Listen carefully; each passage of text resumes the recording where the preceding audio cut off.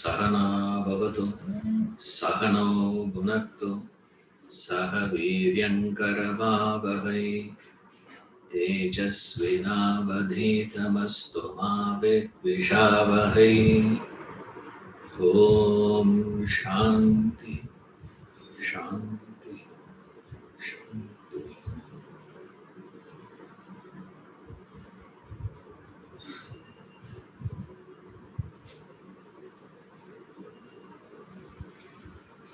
Hari Om.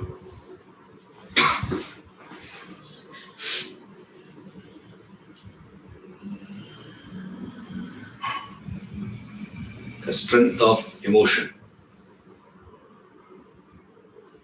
Most of us consider emotion to be more of a weakness rather than strength of your personality. And particularly when it comes to the positive emotions, we consider that as more weakness.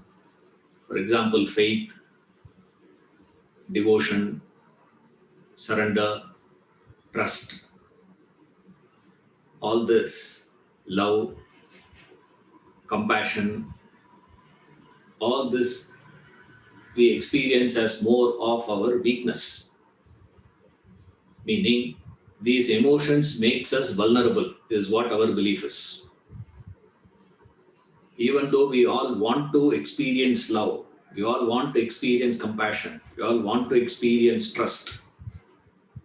But the problem is, the moment I experience those things, my personality becomes more vulnerable. I expose myself for exploitation. People do exploit me. Therefore, what I'm going to do? This is the problem of humanity. It says Vedanta inculcates emotions, develops emotions in a particular way where it is no longer the weakness of your personality, it's the real strength of yours. Now, how do you transform the frail state of your emotions into a pillar of strength? There are a couple of misunderstandings we have with reference to these emotions. One of the misunderstanding we have is, if I have an emotion, I have to express it. And we equate emotions, feeling that emotion and expressions the same. Now that's the blunder we make when in the understanding of emotions, in the treatment of emotions. The blunder is to treat the expressions and the feeling the same plane. First thing you need to understand, application of intellect to your emotions is the feeling dimension of emotions is experienced at the level of your mind, heart. The discrimination in intellect should be guiding the expression of it. I can have so much of love and affection towards my daughter, towards my neighbor, towards my wife. Feeling is there, affection is there, concern is there, but expression of that will differ. It has to differ. The moment we understand these two aspects, big problem with reference to emotions will get dissolved straight away. In any discussion of emotion, remember these two aspects. One is the feeling. When you are thinking about emotions, one is feeling, what I feel. Another thing is how I express that feeling. The same rule is applicable for the other person also. What they feel and what they express. The problem is, we take expression is equal to feeling. That is what Shakespeare gives. Says, one may smile and yet be a villain. Yes. One. In another place, he says, I am cruel only to be kind. See the contrasting, statements of him. One may smile and yet be a villain. one place. So he has the negative one, but his expression is smiling. Like you hate the fellow to the core of your personality, but when he comes to the wedding, you say, "Aye, please come." What only you have come? Why you didn't bring your missus? Why you didn't bring them? You didn't bring them. As soon as the fellow moves out, I can't understand why this fellow himself came. You tell your wife. Just because you give invitation doesn't mean you have to come. That is my real feeling. But expression is what? There is a difference. Similarly, a mother giving injection to the child. She takes the child for injection. It is painful to the child. It's a cruel thing as far as the child is concerned. But it's an act of love. I am cruel only to be kind. So he says both, which means what we need to understand is feeling and emotion is different from expression of that emotion. Now we have to go back to the previous one. Expression means what? Action. Action, previous chapter we have studied. Action has to be directed, guided by the intellect. You remember the three transactions of life: receive, reaction, response. We have studied that earlier. The traffic of life. If you have forgotten, go back and see that. Not now, after the class. Right. Now, expression is one, feeling is another. There is a misunderstanding we have with reference to this. So first keep this point one side. The second one we have is your mind doesn't understand anything other than intensity, depth. It understands only the depth of that particular feeling. Anywhere it is felt deeper, it will promote, it will repeat. Anything which is shallow, it will reject. It is dismissed. It dismisses. It brushes it aside the moment emotion were to be surface. For example, I said the last class, when it comes to your painful experience of the past, when you recollect it, how do you recollect? One experience you recollect. With what intensity you recollect that? Vis-a-vis a pleasant moment of your life. Right? That shows what to where you are giving priority, how that prioritization has happened, because remember, mind is equal to misery. You people may believe, I want to be happy. The mind will make you believe as though he wants to be happy. But the nature of mind is this. Mind and happiness can never go together. Whenever you are happy, your mind is absent. Mind is dead. Mind is not there. Only in the absence of mind, happiness is possible. But the mind has to be in the present, means it needs the support of misery, pain, unhappiness, sorrow, suffering. That is why it will feed misery, but it will not say directly. That's why we say mind is a fantastic politician. Bertrand Russell, he says, only a thief will speak against thieving. Only the corrupt will talk against corruption vehemently. I will not talk about corruption. Only the corrupted fellows will talk against corruption. We are against corruption. Now, entire country is standing against corruption. Why? Whole country is corrupted. You are corrupted at your level.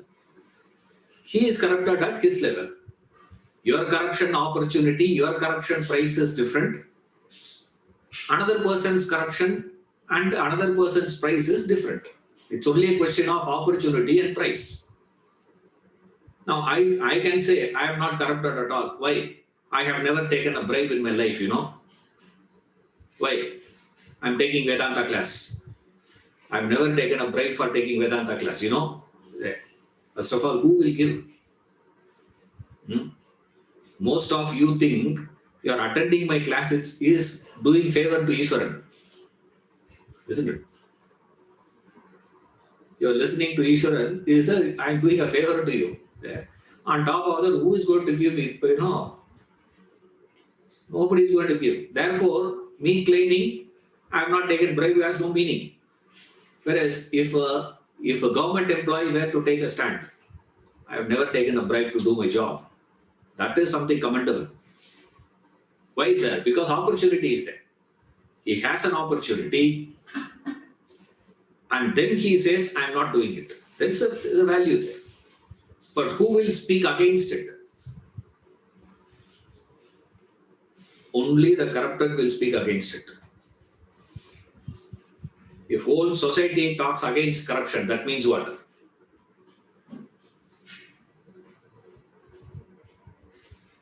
Every one of us are corrupted. Only difference between you and me is what? Area of corruption. That's all. Abuse of power. Corruption means what? Abuse of power. That's about it. I have power over my wife. Supposedly. Most of you may feel very jealous of me. I'm just giving an example, okay? Not factual. It's an example. Imaginary, At least let us fantasize, The moment I have power over my wife, what do I do? Abuse, isn't it? Misuse. That is called the corruption. Now, your corruption is only with reference to taking money. Corruption is not only taking money, please.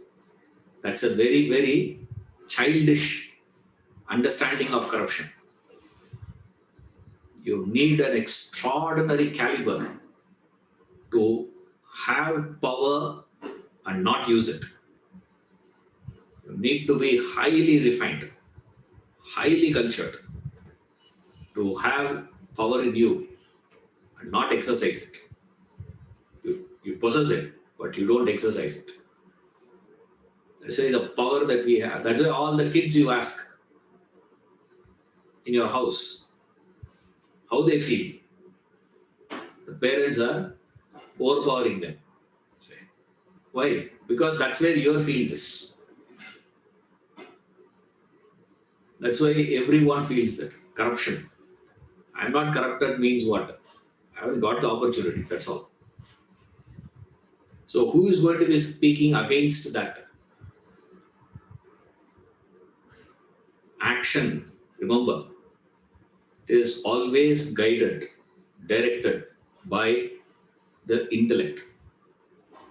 Your discriminating intellect should be guiding the expressions of that emotion. To whom I am expressing this emotion? Is this the right time? Is this the right manner? Is it the right place? Is it the right person? Is my emotion getting directed towards that person? Is it appropriate? Many times you get upset with office, come to house and shout at wife or children. Why? Displaced. You see?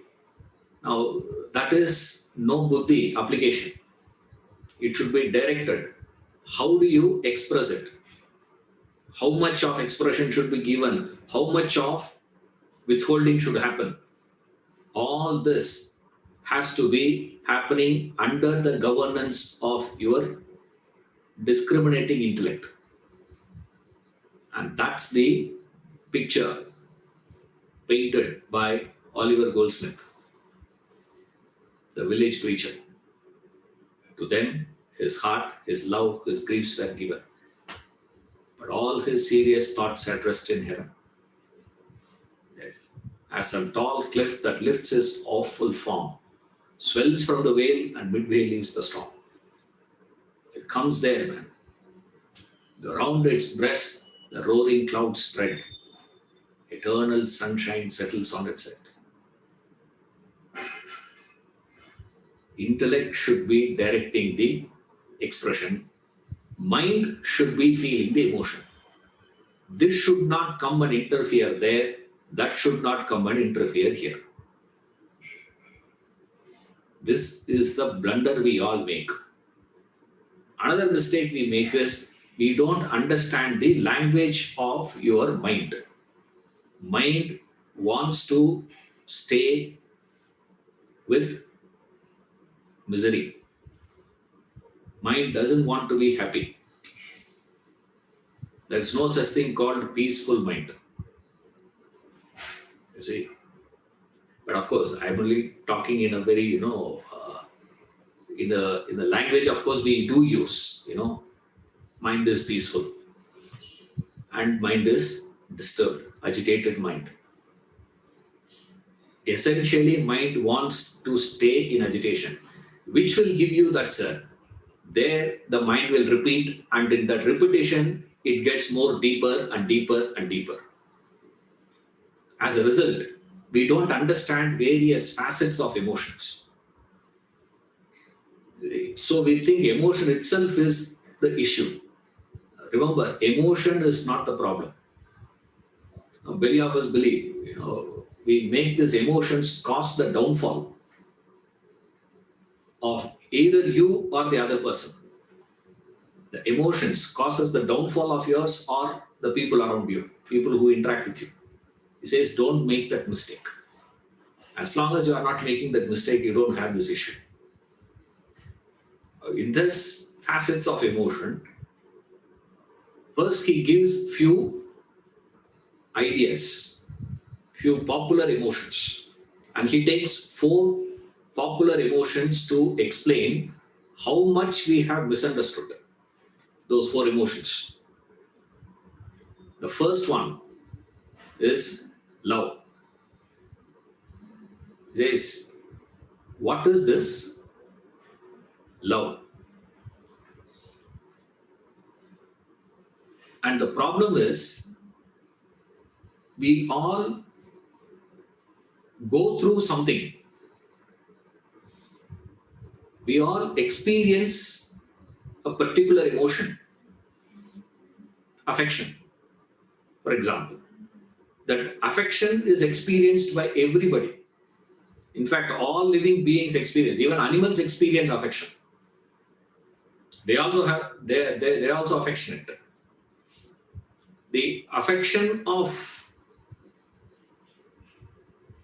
the mind, the affection experienced by the person, that affection, if it were to have a particular flair, a particular flavor, texture, it's love. Affection all of us experience. There is no problem. So we think affection is love. But factually, what you are experiencing is not love. What you are actually experiencing is attachment. But you call it as love.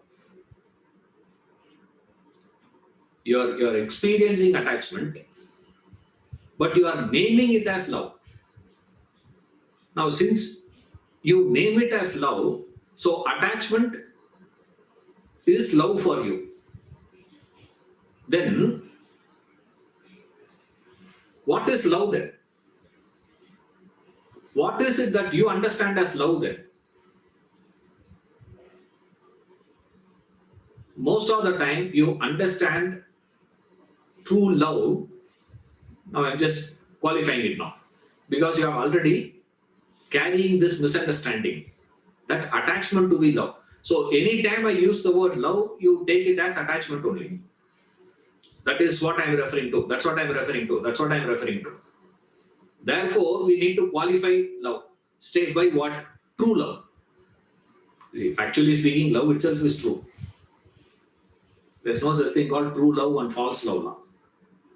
But what to do? For explanation purpose, we have to use that term. True love. What is true love for all of us? There also we make a misunderstanding.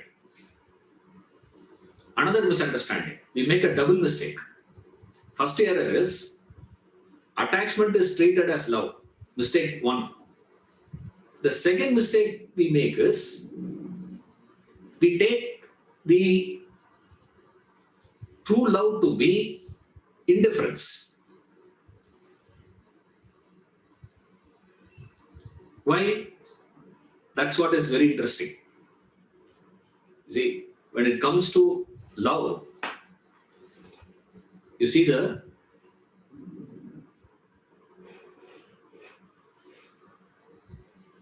was trying to see where is that.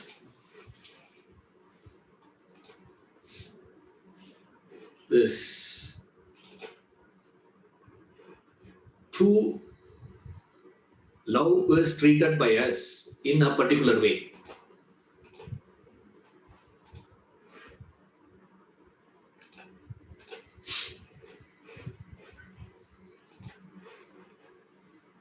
I'm just trying to share that folder so that it's easier for you people to follow. Is it visible?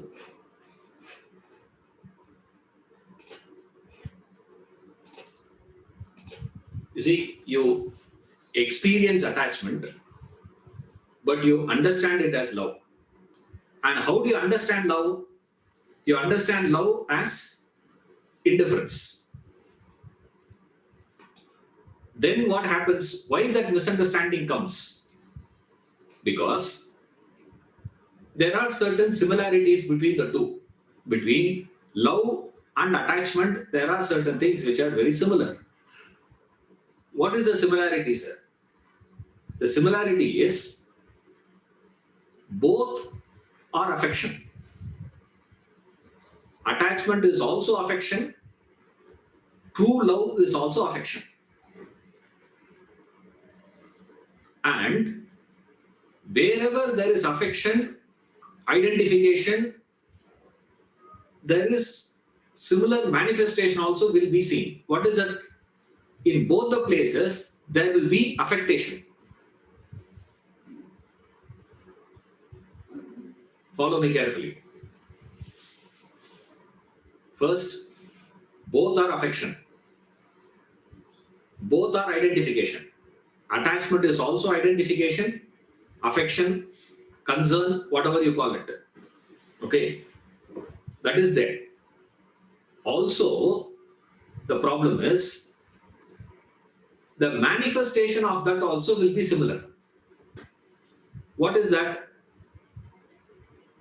When I identify with my daughter, when she goes through pain, what happens to me?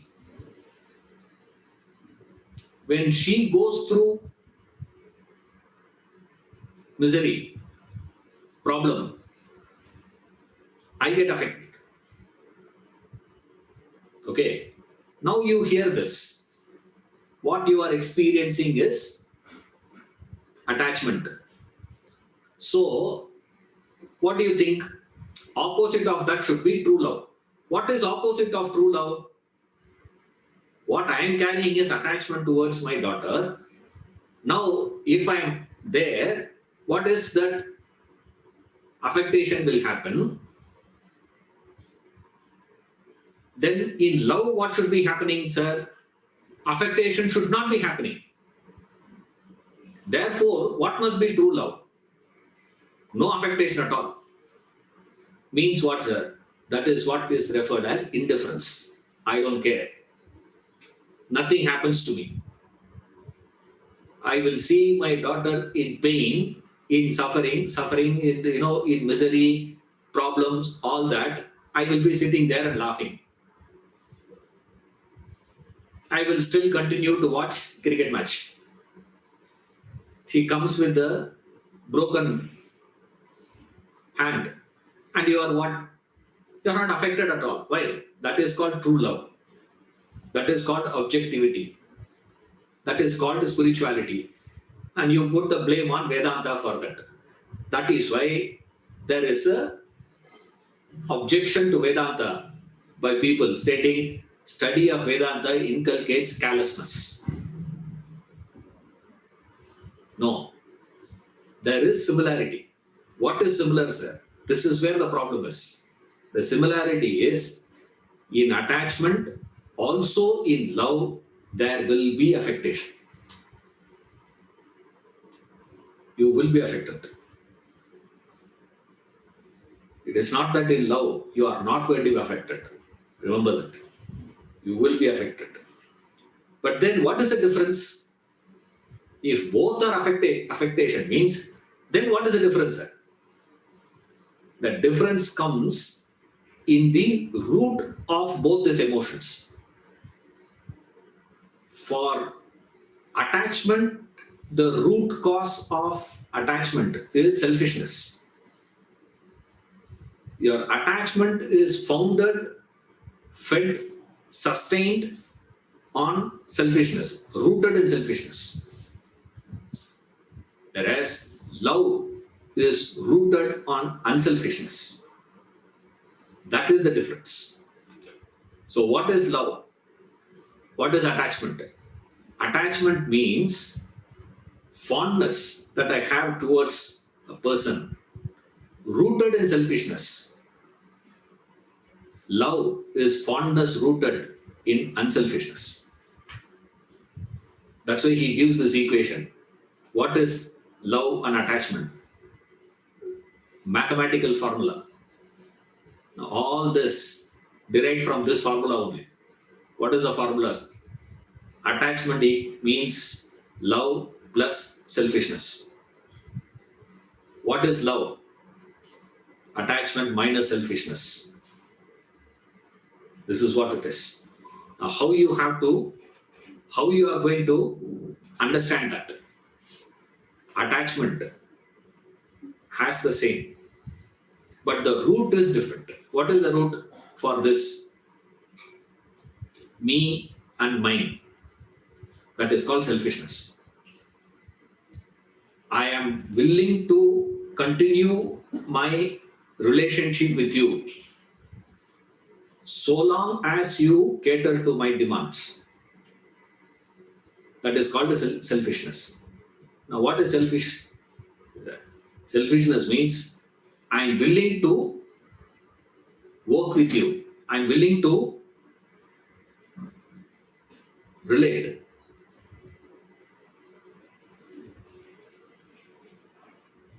In attachment, the affectation happens because of your selfishness.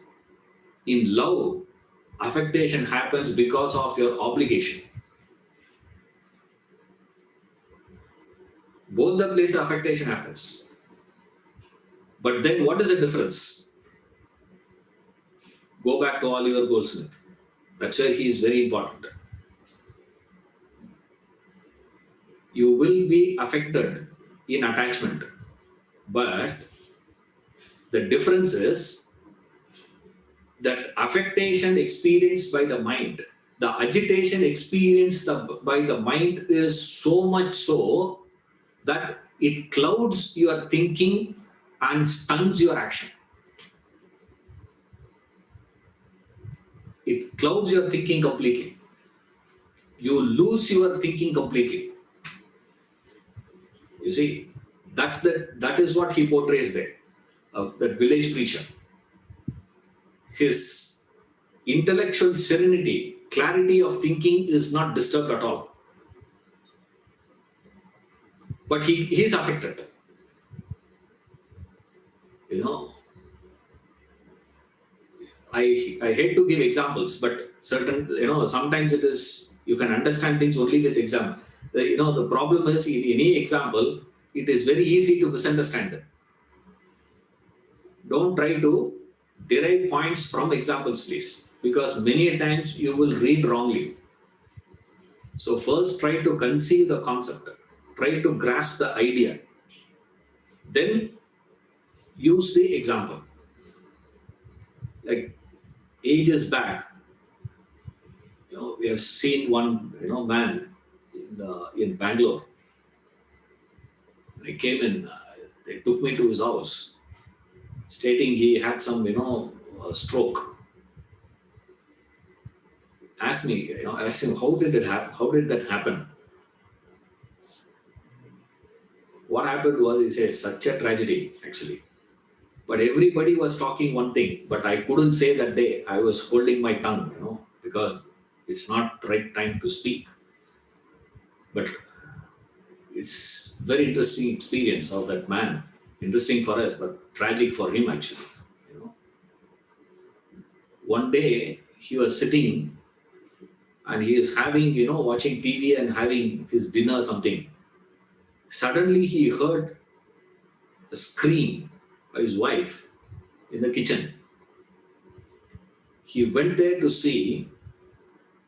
She was in fire.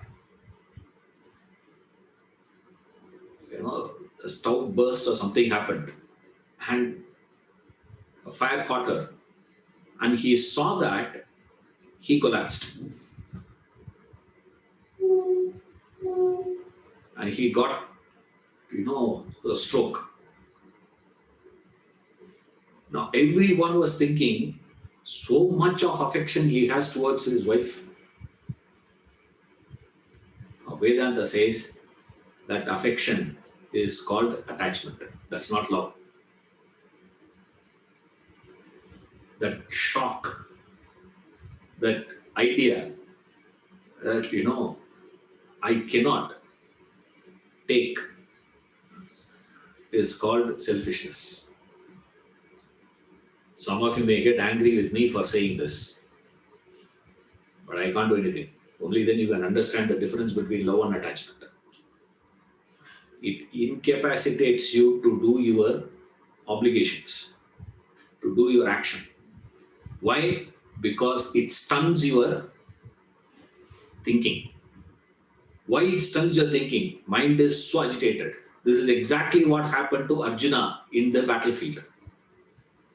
He comes to the battlefield fully prepared, and he has prepared himself to fight this battle for 13 years.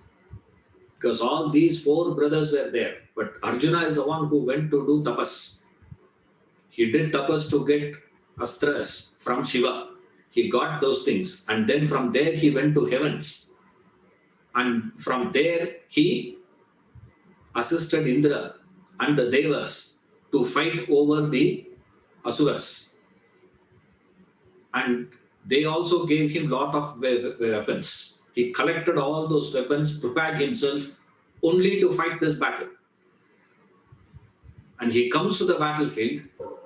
He sees those people, that emotion overpowers him,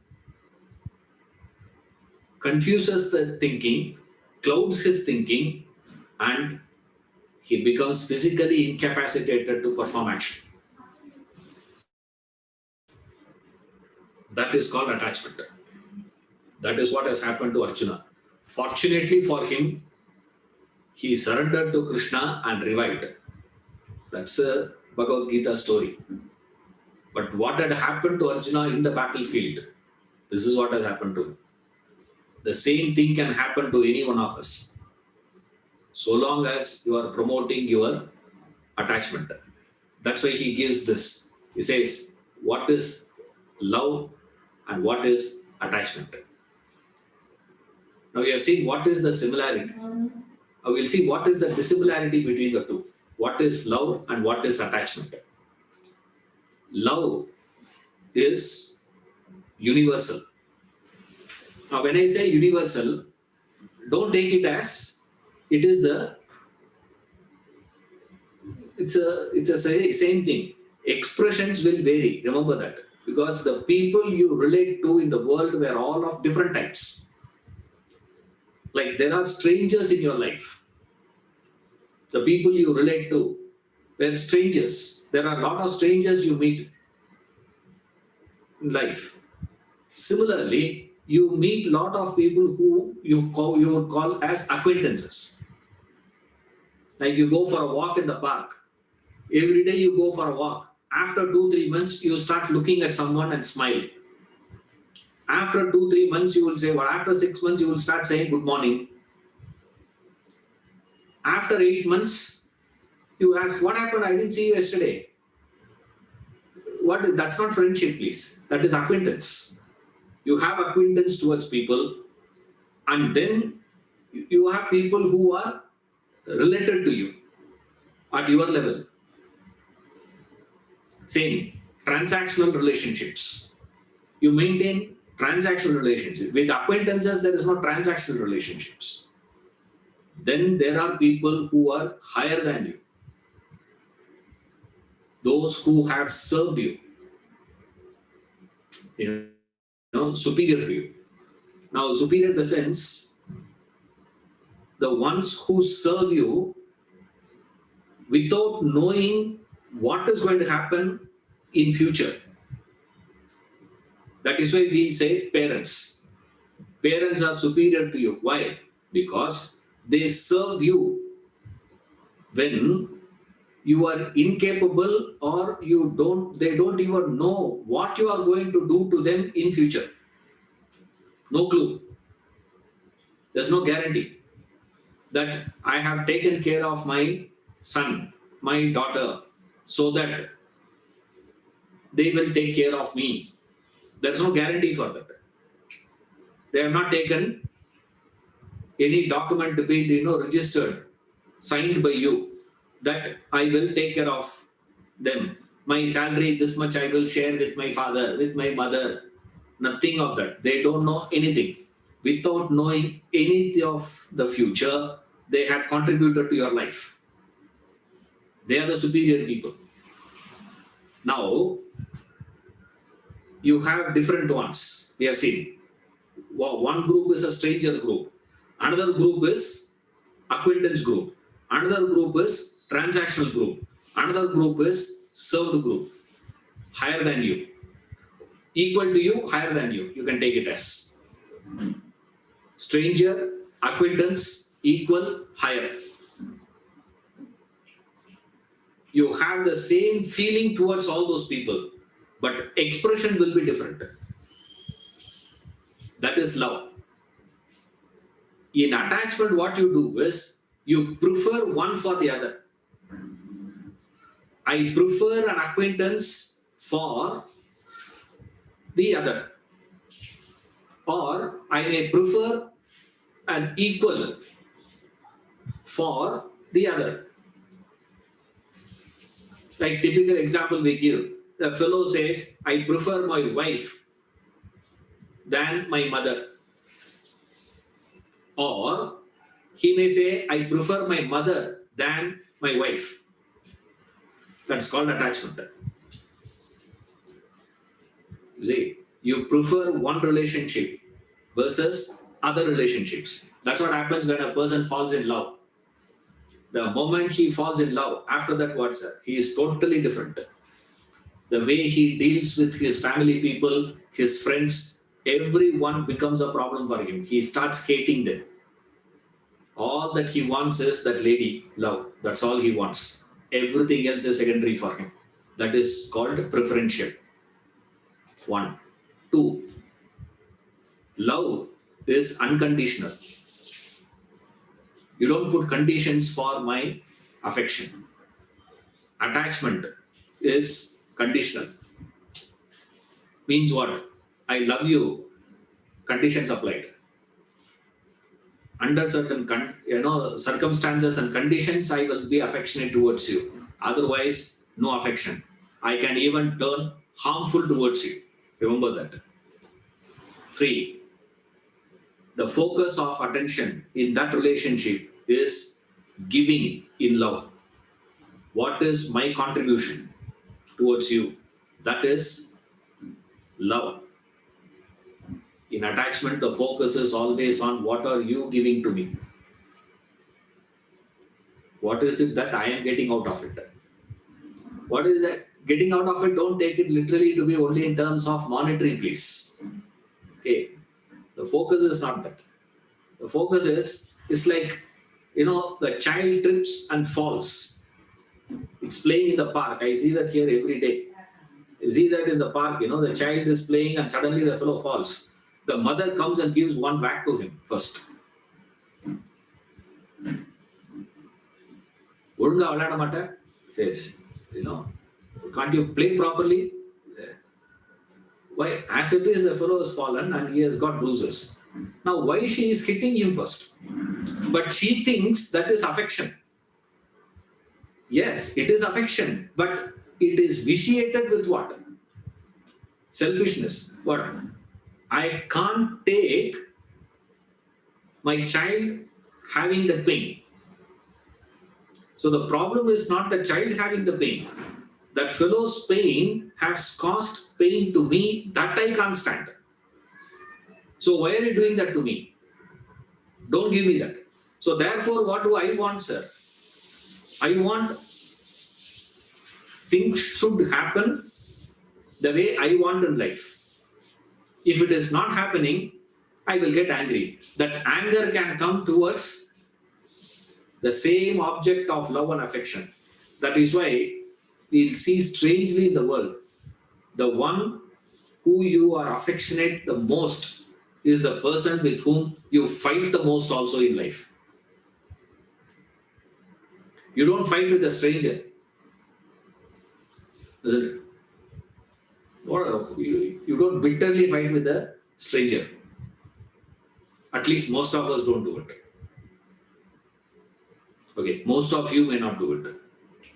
You may get angry with me. Say, why do you say most of us only? Most of you may not do it. Okay, I will do it.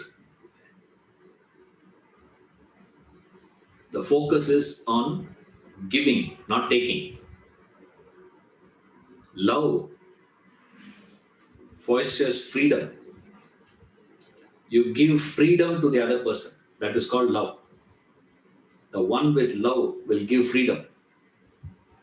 The one with attachment will create bondage. You create bondage to yourself. Also, you create bondage to the other person. You see? The same thing happens. Peaceful mind, agitated mind. This is spelling mistake there. A grammar rather. Peaceful off mind now. You have to change that. Mind is peaceful, agitated. This is another classical one. In the climate of love, even the things gain personality. In the disease of attachment, beings gets reduced to objects. What's the difference there? Objects are meant to be used, not to be related. You see, the mobile phone that you are carrying right now is to be used by you. It's created to be used. But the beings you are transacting with is not to be used by you. The moment you get attached, you remove that person from the status of a being and reduce him to the status of a thing. You are there to be used by me.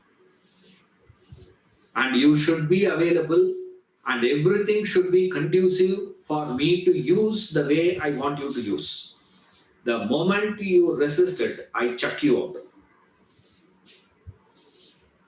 There are fellows, says, I love the dog so much. And suddenly next week I go to the house for the class, the dog is not there. I say, what happened to the dog? I was worried, something happened to the dog. Then that lady was telling me, no, that fellow bit him, I said, so? So we have taken him out of the house. So long as the dog says, sit, sit, stand, stand. That is why today most of us carry pets with us. Why?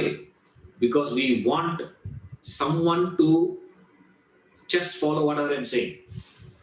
Just listen to what I've seen people talking to dogs as though they are going to understand your language.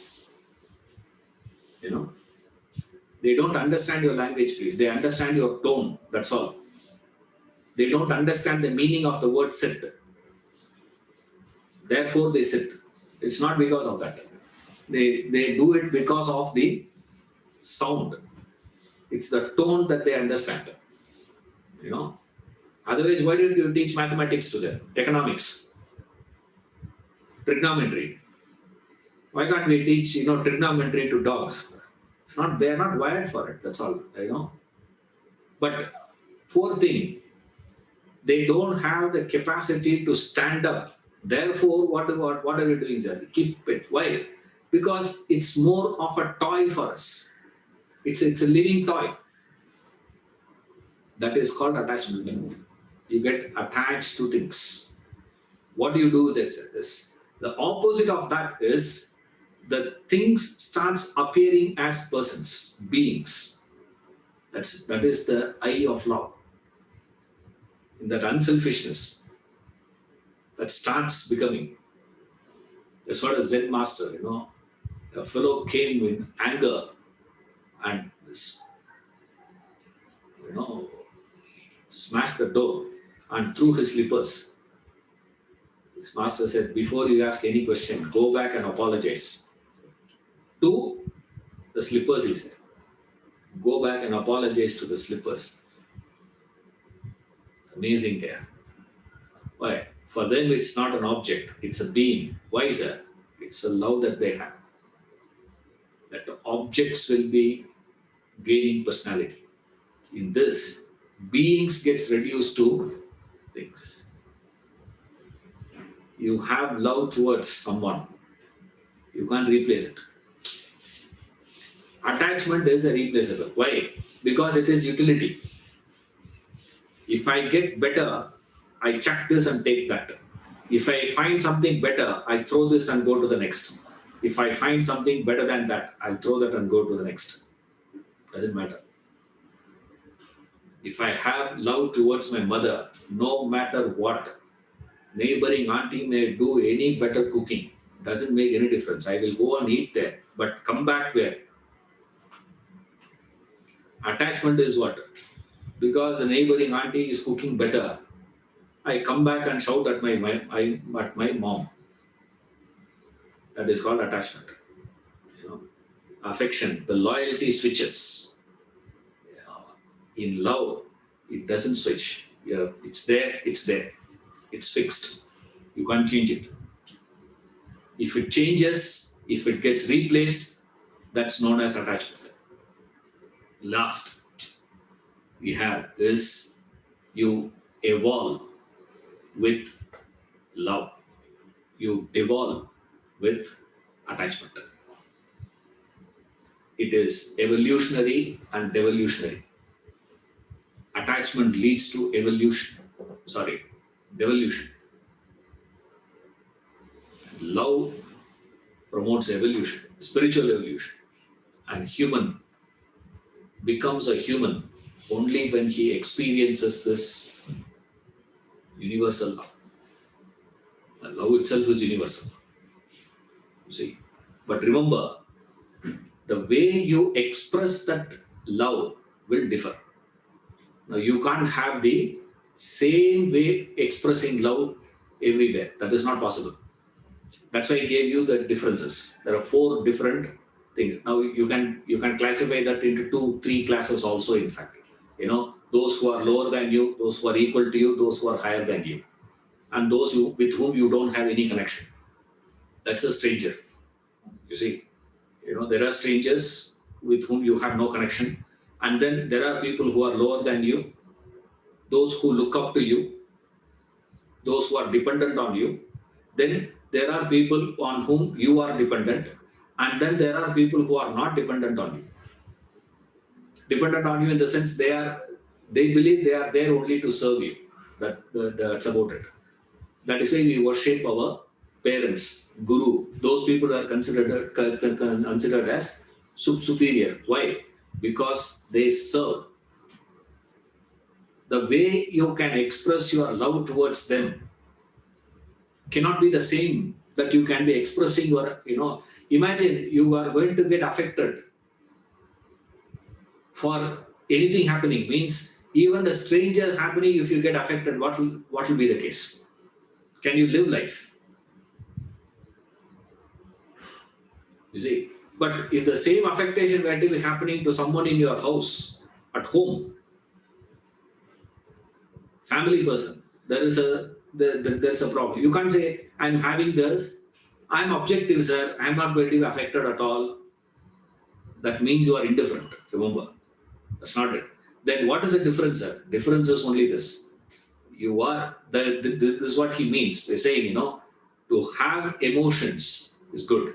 To become emotional is bad. To have sentiments is a virtue. To become sentimental is a problem. Now, what is the difference? This is the difference. You don't get agitated so much that you become incapacitated to perform actions. Actions in the sense, perform your duties, your obligation. You see? Now, this is love. And this love, we don't experience. What we experience is only attachment. But the problem is, we misunderstand this attachment to be love and promote it. That's where the problem is. Now, what is wrong in calling this that, sir? The problem is you innocently keep promoting attachment, thinking that is love. Also, you keep promoting indifference.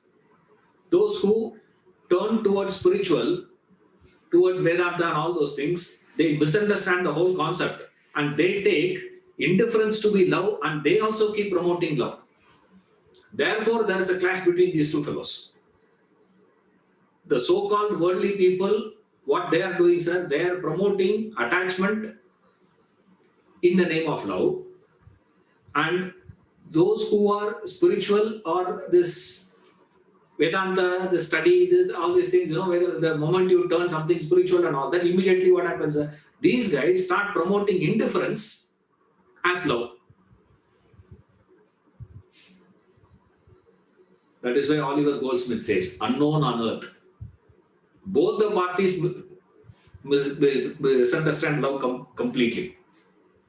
There's a total chaos in the world in the understanding of love. How, sir? This is how. One group, attachment as love. Another group, indifference to be love. I should not be affected. Love means I don't get affected at all. Say, no, you do get affected. But then difference is what, sir? I don't get affected to such an extent where that clouds my thinking and stunts my action. Agitations don't mount so much. Incapacitated. When something happens to your family, you will be affected. And don't think that is being selfish. That's what most of us think. Oh, if my daughter is, having a problem, she has to be, admitted in the hospital, and I'm not affected at all. Don't think that is, please, that is indifference. You should be affected. That doesn't mean you should get affected to such an extent where you can't do what you are supposed to do. These things, you have to see people. That's where, masters living this life gives us tremendous courage to say, yeah, it's livable. Then we ask the question, sir, what is this selfishness? Now, what do you mean by selfish then? Selfish means obsession with something, obsessed with an idea that nothing in this world, shouldn't disturb my mind, causing pain. Because if I see someone in pain, I get pained. That I cannot take. Therefore, I tell him, don't get pained. See, that is obsession. Or that mindness. Everything should happen according to my preferences. Everything should happen as the way I want it to happen. I don't want my daughter unhappy. I want my daughter to be happy always. And when she gets into unhappiness, that affects me. That is called selfishness, please. Now we go in the reverse order. That's where total misunderstanding happens. That's why first thing he gives the difference between emotions and intellection. That's the difference. Then love. Same way, we have this misunderstanding with reference to kindness also. Now, in kindness, which is real kindness? Is it a thought of kindness that is more important, or the deeds of kindness?